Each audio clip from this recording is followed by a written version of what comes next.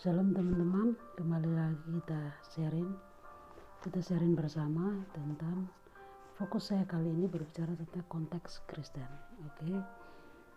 Saya memberi judul Eagle Kristen atau Kristen Raja Wali. Yang seharusnya di akhir zaman ini kita dituntut untuk hidup di level itu. Seperti Raja Wali di akhir zaman, karena masalah semakin berat di akhir zaman, banyak hal yang terjadi. Jadi benar-benar kita belajar untuk sebuah kualitas kehidupan Kristen yang baik. Oke. Di sini saya mau sharing, saya mau berbagi sedikit tentang apa yang saya tahu dari pengalaman saya dan ilmu pengetahuan yang saya baca. Tentunya Alkitab adalah buku satu-satunya saya baca, saya pelajari dalam kehidupan saya. Berbicara tentang Eagle Kristen di akhir zaman, kita juga perlu memahami apa itu Tuhan. Dalam bahasa Inggris itu pertanyaannya begini, who is God? Kalau menurut saya, definisi Tuhan itu ada dua paling penting. Yang pertama adalah Tuhan itu roh. Kedua, Tuhan itu adalah the word, perkataan. God is spirit, God is the word. Oke. Dalam berbicara tentang spirit, untuk memahami kata spirit ini, dalam bahasa Ibrani disebut ruah. Ruah itu nafas. Itu ruah, terus kemudian angin, ya, itu ruah.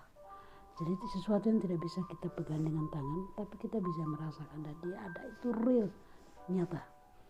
Oke, itu spirit. 400 kali lebih disebutkan kata spirit di dalam Alkitab dalam Perjanjian Lama.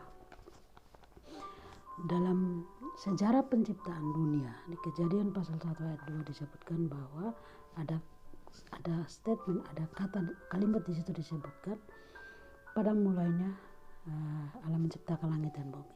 Roh Allah melayang-layang di atas bumi. Oke. Ada roh Allah. Itu Allah sendiri. Itu bukan roh apa itu siapa, tapi itu Allah sendiri yang menciptakan, menjadikan langit dan bumi. Roh Allah. Oke. Kemudian dalam Perjanjian Baru, ketika Yesus berkata, itu dalam bahasa Greek, itu disebut pneuma. Contoh ketika Yesus di kayu salib, Yesus berkata, Father, into your hand I commit my spirit. Ke dalam tanganmu kuserahkan rohku.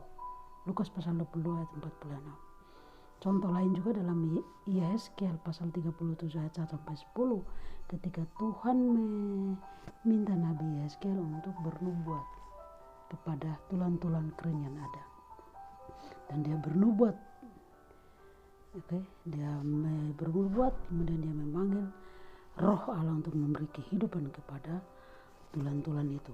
Jadi roh sesuatu yang hidup, something is alive, sesuatu yang hidup.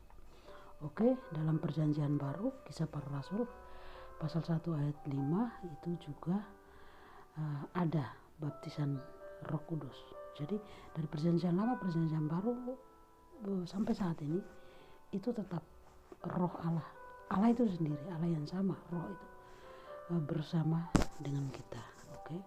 Karena ketika kita deal dengan hal-hal yang seperti ini, ketika kita percaya dan kita yakin itu, maka kita akan sangat mudah memahami apa namanya keajaiban, mujizat, tanda-tanda ajaib. Kemudian yang kedua berbicara tentang perkataan